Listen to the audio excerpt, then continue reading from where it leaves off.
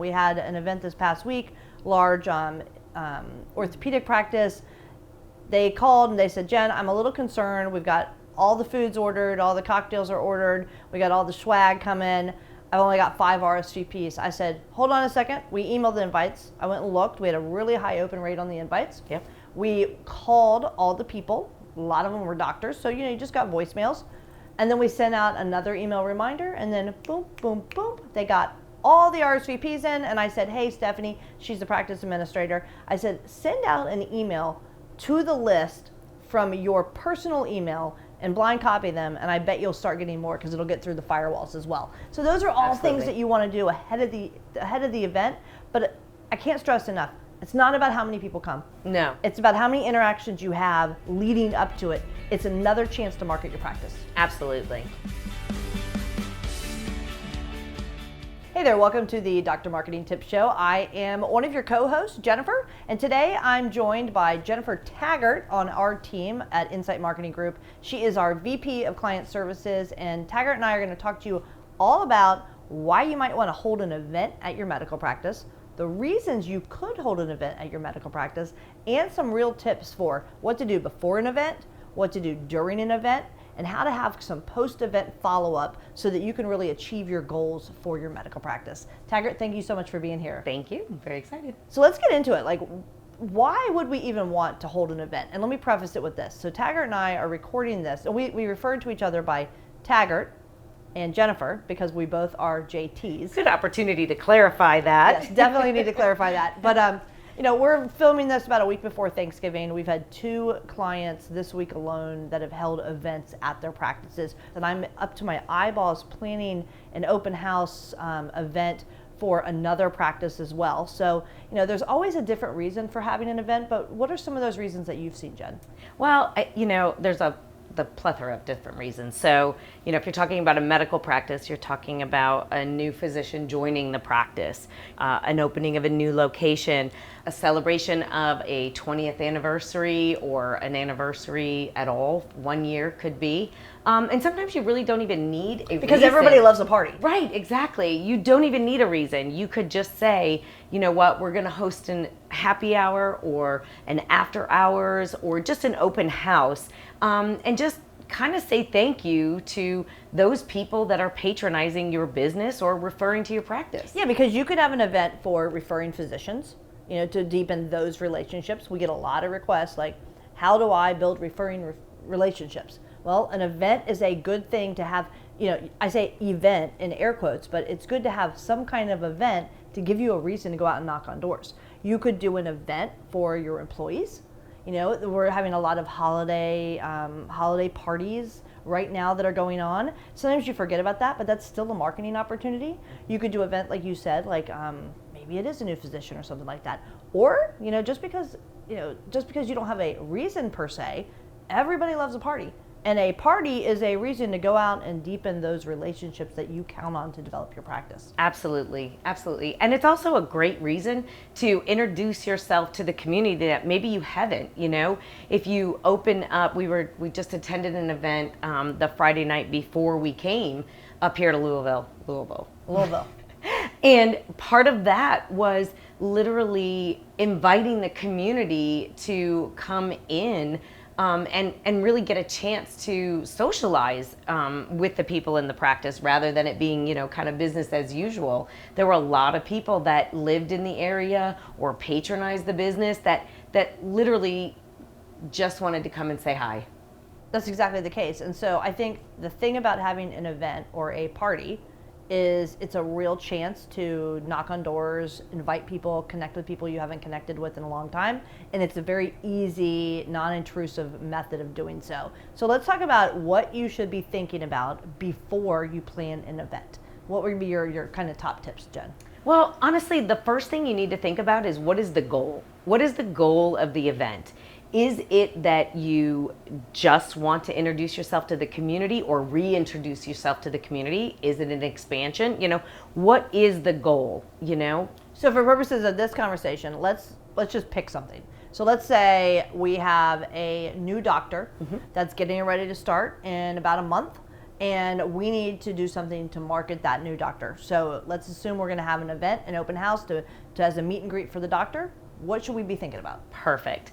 You want to be thinking about those offices or those referring practices that would utilize the services that he's bringing to your practice. So you definitely want to bring that into the fold. You want to invite your current referring physicians, and then you also kind of want to spread your net a little bit wider in those that may or may not refer, but it's always a good idea to reach the hand out to kind of your peers to introduce them to the new member of your family, if you will, or the practice.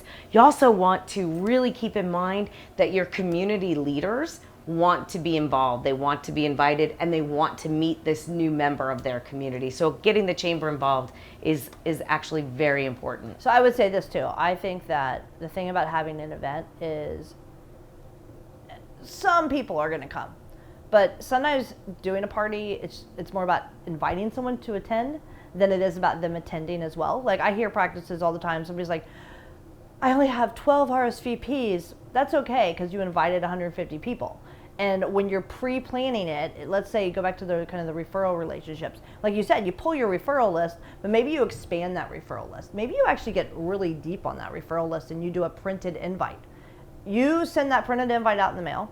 Then you put somebody on your team, task them with calling the people. Hey, I'm inviting you to Dr. Smith. Dr. Smith's new to our practice. We're having an open house for him. We'd really love it if you would attend. I can't attend, but tell me about Dr. Smith. I haven't heard from you guys in years. I sent you a patient 6 months ago and XYZ, I didn't get a follow-up. This is a great opportunity for the person you've tasked with making those calls to actually do some research and like survey some of your existing providers and use that opportunity to have those conversations to find out more about your practice. Even if those people don't attend, hosting an event is a great reason to pick up the phone and call them. You know, to that point too, if you're talking about referring physicians, if you are calling or if you are extending the invite, it's always good. Yes, it would be fantastic if the doctor came and actually built that peer-to-peer relationship. However, that referral coordinator or that nurse practitioner or your mid-levels, they're also making referrals. So you want to make sure that you're including them as well. It's the office that is invited, not just the particular physician. That's a great point. I think that you want to, let's go back to the scenario. You drop an invite in the mail. You follow it up with a phone call. You probably don't have time to call them twice, but you can follow it up with a phone call. Doctors, you're the only ones using a fax machine still. Follow it up with a fax. There's no reason not to. For the practices that you have emails for, send them an email. All of a sudden, you've had 4 interactions with your referring physicians to invite them to a party that they may or may not attend. But I promise you, they now are thinking about your name. They're thinking about your doctors, and they now know you have a new physician starting. Absolutely. And one thing I will add to that too, if you do have an email address for them, you always want to put in that calendar link so that they can click on that and add it to their calendar immediately. That way then it's a reminder, because you do want to make sure that you're sending out your invites, whether it be email, printed and mailed, or hand delivered. You want to make sure that you give people enough time to plan. People have families, they have other commitments, so you want to make sure that you send it out in a timely manner so that they have time to plan. But that email with that calendar link is a reminder to them as well. So if you do have their email list, you want to send that email reminder maybe the week before and then maybe a few days before again. It's also a great opportunity if you're calling to build your email list. Absolutely. I'm calling, I want to email an invite to the doctor. Can I get his email, please? And then all of a sudden, you're now building a referral database, email database that you could use at the event or you could use it for other things. I would encourage you, if you can, to go out and do face-to-face visits. For the practices specifically who you want those people to attend, I would do face-to-face. And then if you've got the time, I would follow up a couple days ahead of the event with another phone call to the RSVPs. Make sure you are reminding them to come and you acknowledge them. We had an event this past week, large orthopedic practice. They called and they said, Jen, I'm a little concerned. We've got all the food's ordered, all the cocktails are ordered, we got all the swag coming. I've only got 5 RSVPs. I said, hold on a second. We emailed the invites. I went and looked. We had a really high open rate on the invites. Yep. We called all the people. A lot of them were doctors, so you just got voicemails. And then we sent out another email reminder, and then boom, boom, boom. They got all the RSVPs in, and I said, hey, Stephanie, she's the practice administrator. I said, send out an email to the list from your personal email and blind copy them, and I bet you'll start getting more because it'll get through the firewalls as well. So those are all Absolutely. things that you want to do ahead of the event, but I can't stress enough. It's not about how many people come. No. It's about how many interactions you have leading up to it. It's another chance to market your practice. Absolutely. So let's talk about day of. Day of jitters, you have your event, your party's tonight, you have a full clinic during the day. You got, Betty called in, she's not even at the front desk. You're not sure if the caterers are going to come. The weather says it might rain. What do you do? Well, look, planning is key. So in your planning process, you need to make sure that you have a backup plan. You have a backup plan for weather. You have a backup plan for food being late. You never know, there could be, an accident on the highway and the caterer's running an hour and a half late. You need to have a backup plan. So as you're planning, as you're building your timeline, build in that backup plan so that you can think on the fly. You already know what you're doing. The minute something possibly goes wrong, you have a plan already and you don't have to think about it. Yeah, I don't think you overthink it. I think Yep. have your decorations kind of ready. Like, we like to keep an event box of like the basics, maybe a checklist that you've created ahead of time. I need cups, I need ice, I need a cooler, I need this, I need that. I think something that gets overlooked a little bit is the importance of name tags. You want people to know who's at the event. You want to make it easy for your providers or for anybody else to identify who people are. Absolutely. I mean, engaging your employees in the event is crucial. They are an extension of your event, and empowering them to speak for your practice or your organization is crucial. And having that identifying, Yes. identifying name tag or a t-shirt, if everybody that's working there that night maybe has the same t-shirt on. If you're supporting some charity, you have that on. Anything that identifies them, so when people are there, they become your greeters, they become your information givers, they become your directors. If where's the restroom, it's right down this way. They're all involved, and that's really great to encourage them to be involved. So you're getting some tips right now that are sometimes you might think, that sounds like if I'm doing a big event. That's because we've, over the years, long before we got into medical marketing, and we've been doing this 20 plus years now, Taggart and I both did very large scale events. So we know how to put on an event. We know the things that should stress you out and the things that shouldn't stress you out. So you're getting big picture, but it doesn't have to be that complicated for your little event, which could be big or could be little. Absolutely. Something I would encourage you to do, which is easy, low-hanging fruit, pad the room. You're worried that people are going to show up, right? Pad the room with employees, with family members, with vendors that you know are going to show. We went to an event just this past week, open house for a client that was expanding, huge expansion of their office. There were so many kids running around, and this wasn't a kid-friendly event. No, it was but the it was their physicians family. and the employees' families that all got to enjoy and see where they work every day. And that really gets buy-in from your employees too. They feel like it's a place where they can come with their family and really show them and take pride in where they work. Yeah, so that was their backup. They were really aiming to get, referring physicians and key members of the community, but they also invited their employees. It depends on the dynamic of your employees, but they invited their employees. A lot of the employees brought their kids, and it was kind of a formal event. Not formal, but it wasn't a picnic. It was a nice evening event. There were cocktails. There was a lot of things going on. They also invited vendors, and then what I thought was really interesting, they invited repeat patients. So they hand-selected patients that they knew would be good contributors to the event, and they invited them as well. And so all of a sudden, something that could have been 25 people ended up being 75 to 100 people, and it felt like a party. Absolutely. Another thing that they did that I really, really liked is it's the time of the year. It's Thanksgiving. So they tied in a food drive. Yep, that's great. And everybody that came to the event brought a, non-perishable item. And this makes great marketing. Not only does it make great marketing for the night of the event, that actually brings me to another point. Make sure that you have someone there to take photos, take videos, get those moments that you can share later. That really gives you another touch point, either it's in your thank you for attending or thank you for joining us, or it's in your social media to, just show off how great the event was. That's a great point, and that kind of leads me to, what do you do after the event? So you had a photographer during the event, it's the day after. First and foremost, you should download those photos that you took, comb through them, and real quick, do a social media post with some of the highlighted photos from last night. And then if you have a chance to do some video, you should do some video. Maybe craft an email follow-up to everybody who got invited and who attended. Absolutely. You want to show people what they missed, and you want to show them who else was there if that's pertinent. That's an easy way to, again, have another interaction. What else should you be doing?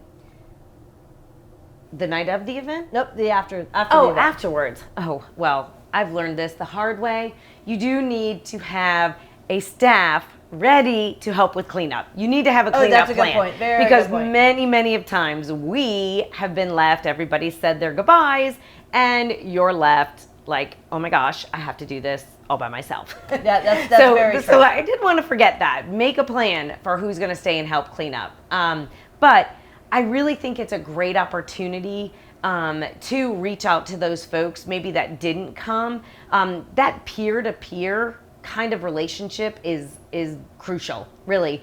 If your doctor has time to pick up the phone and say, hey, sorry we missed you, I'd really like to take the opportunity to stop by and introduce you to this new physician, or I'd love to schedule a time that you could come in and tour our new facility. Absolutely. I think that's a key piece. If you had a sign-up sheet, which I hope you did, because if you had a name tag station, you had a sign-up sheet, you should reach out to the people that came and get some feedback, or further that relationship, or have some kind of plan. Or did you of what get a you're gonna chance do. to meet him if it's a new physician? Or did you get a tour? If not, take that opportunity to further that relationship and schedule a time to either meet or come and see the new location. I think that's great. That's great advice. And then I've got an event, and this is kind of like my final tip here. I have an event that we're working on, and we don't do events every day, but we do a lot of them because our clients want to do events for the same reasons we're talking about. So I'm doing one that's an annual event, and we're cleaning up the list, and we need to send out an email today to invite people and tell them to save the date. The list isn't clean. So right after the event, take the next day to do some housekeeping. Make sure you have the people that said they were going to come came. If you're going to make any calls, those follow-ups to make sure they met your physician, go ahead and do that, or have a game plan for how you're going to do it. Send out that email, send out that social media post, and then clean up your database. Make sure that the people who RSVP'd are on a certain list, and that your list is clean, so that next time you do an event, you're ready to rock and roll. Absolutely. If that's not the right contact person, if they've left, if they've retired, if the doctor doesn't read his emails, because some of them don't, who is the right person in the practice to get that email to transfer that information to the physician? And then I would recommend doing a debrief, even if it's just 10 minutes with your team, debrief, and what did we learn in the process? Not just what did we learn about our, putting on an event, but what did we learn through that outreach and through those conversations at the event? Because here's the thing, you're going to talk to people, they may not come, but they'll be, you know what? Thanks for inviting me, I'm not going to be able to make it. However, I sent you a patient 3 weeks ago and I never heard back. And I don't want to just send patients and not hear back. And that's a good piece of information. You're also going to get all that when you're talking to people at the night of.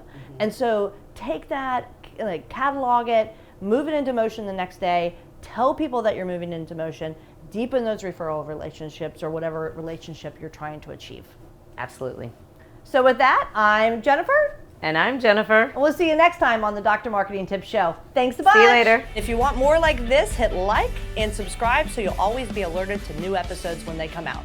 And if you want information about us, visit us over at insightmg.com. That's insightmg.com. We'll see you on the next episode.